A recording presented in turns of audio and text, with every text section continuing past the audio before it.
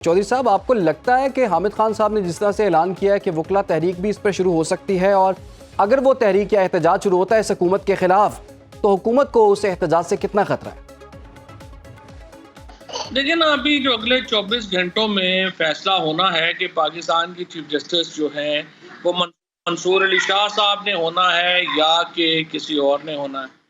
अब अगर मंसूर अली शाह साहब चीफ जस्टिस होंगे तो एक इसका इम्पैक्ट आएगा कि जुडिशरी जो है वो पुश बैक करेगी।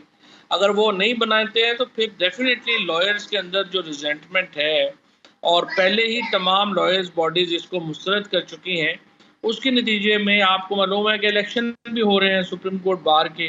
और अब ये मुद्दा जो है कॉन्स्टिट्यूशनल अमेंडमेंट का, ये एक बुनियादी मुद्दा है इलेक्शंस में, वकला के इलेक्शंस में। जी।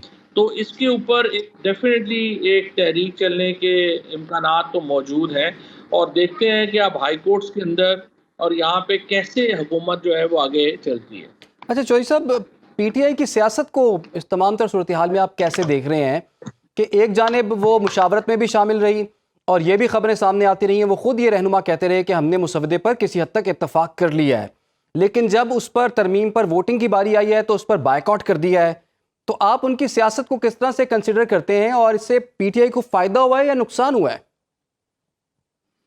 देखिए, पीटीआई की पॉलिटिक्स में तो खैर अच्छी रही है इस मामले में कि देखिए ना, आप उन्होंने ये किया कि जो मौलाना फजलुर रहमान साहब से मिल के तो जो एक सारा इसमें मुद्दे इसमें चल रहा था, जो पहली अमेंडमेंट थी उसको वो मुस्तरद कराने में भी कामयाब हुए, और फिर उन्होंने वोट भी नहीं दिया, लेजिटिमाइज भी नहीं किया, और ज़ाहिर है वो वकीलों के साथ भी खड़े हुए, और जो पहला ड्राफ्ट था उसको नाकाम बनाने में भी उन्होंने जो है वो अपना किरदार अदा किया। सो मेरे ख्याल में पीटीआई की पॉलिटिक्स तो अच्छी रही है। अलबत्ता ये ज़रूर है कि अभी पीटीआई को ये ज़रूर करना चाहिए कि इसको ये जो जैसे फॉर एग्जांपल उनका नैरेटिव्स चेंज हो जाते हैं, वो ध्यान करना चाहिए, और मेन फोकस है कि इमरान खान को कैसे बाहर लाना है। इमरान खान को बाहर लाने के ऊपर सारा जो फोकस है वो होना चाहिए। तो चौधरी साहब, वो तो बानी चेयरमैन पीटीआई ने तो उनको सुना पिलाई है, तमाम रहनुमा जो 5 गए थे उनसे मुलाकात के लिए, उन्होंने कहा कि जी अगर आप जो हरकतें कर रहे हैं मैं तो इस तरह से बाहर नहीं आ सकता। आपको कहा था एसईओ पर एहतजाज करें, आपने उस तरह से एहतजाज नहीं किया, और जो मैं जैसे आपको कह रहा हूँ वैसा आप लोग कर नहीं रहे। आपको लगता है कि ये जो इस वक्त जो चेयरमैन पीटीआई बैरिस्टर गौहर हैं या दीगर जो कायदीन हैं पाकिस्तान तहरीक इंसाफ के, उन्हें कुछ हिकमत अमली तब्दील करनी होगी और फिर ही कोई पोलिटिकल बेनिफिट वो ले सकते हैं?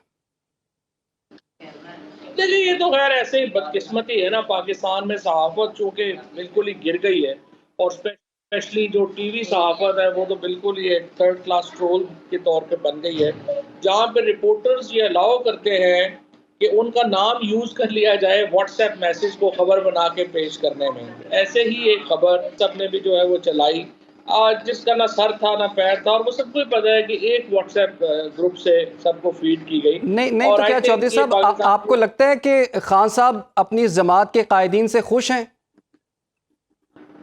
नहीं, अगर खुश नहीं भी हैं तो जो वर्ड्स आए हैं वो ज़ाहिर है कि वो तो एक प्रोपेगेंडा वर्ड्स थे ना। अब हमें नहीं पता, ज़ाहिर है हमारा एक्सेस नहीं है खान साहब तक, हमें तो नहीं पता खुश है नहीं खुश, या पहले तो उनको पता यही बताया गया है कि उनको तो पता ही नहीं है कि बाहर क्या मामलात चल रहे हैं, कैसे हुआ, और 20 दिन से लाइलम थे बिल्कुल। तो ज़ाहिर है कि ये तो अनफॉर्चुनेट है कि पाकिस्तान के सबसे बड़े लीडर के साथ इस तरह का जो सलूक हो रहा है, ज़ाहिर है कि उसके ऊपर तो पूरे पाकिस्तान को रिजर्वेशन है। तो चौधरी साहब, आपको क्या लगता है कि खबरें ये भी सामने आ रही हैं कि शायद पीटीआई में कोई फॉरवर्ड ब्लॉक बनने जा रहा है? आपको लगता है कि इस बात में कुछ हकीकत है, ये भी एक फेक न्यूज़ है, झूठी खबर है? पीटीआई एग्जिस्ट नहीं करती इस वक्त। इस वक्त ये जो सारे लोग हैं, आप देखिए ना, इमरान खान का नाम आप इनसे हटा दें तो फिर ये क्या पीटीआई रह जाएगी, या वोट क्या रह जाएगा। ये जो सारे लोग हैं ना जी, सारे एमएनएज और एमपीएस, ये सिर्फ इमरान खान के नाम के ऊपर वोट लेके आए हुए हैं। तो ये फॉरवर्ड ब्लॉक की अहमियत तो तब हो ना कि जब कोई अपना सब्सटेंटिव को वोट बैंक लेके आया हो, या वो हटेगा तो उससे को पार्टी को नुकसान पहुंचेगा, हट जाएगा इमरान खान, इनकी जगह नए बंदे को टिकट दे देगा, वो बन जाएगा एमएनए एमपी। तो ये मैटर नहीं करता इस वक्त। इस वक्त जो लोग हैं वो इमरान खान से जुड़े हुए हैं, और जो फेलियर है इस सिस्टम का वो ये है कि वो ऑल्टरनेटिव इमरान खान का पॉलिटिकल नैरेटिव नहीं बना पाया। वो इमरान खान को की सियासत का कोई जवाब इनके पास नहीं है।